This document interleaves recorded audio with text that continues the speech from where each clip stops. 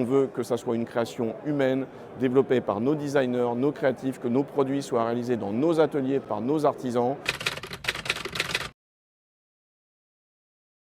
Non, je pense qu'ils ne voient pas de changement justement parce que vous savez qu'on a un principe qui est très important chez LVMH, on parle de Quiet Tech.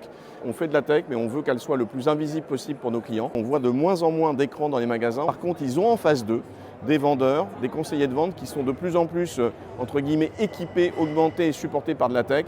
Ce qui est important, c'est qu'ils voient la beauté de nos produits, la sophistication de nos magasins et qu'ils soient accueillis le mieux possible par nos conseillers de vente.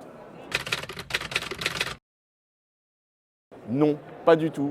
Ça, c'est un concept qui est très fort. On commence à mettre à disposition des outils et des agents de GenAI pour venir un tout petit peu supporter, augmenter nos designers, nos créatifs. Mais je pense qu'on est très clair dans le groupe LVMH et je pense que c'est une valeur qui va rester pour très longtemps. On veut que ça soit une création humaine, développée par nos designers, nos créatifs, que nos produits soient réalisés dans nos ateliers par nos artisans.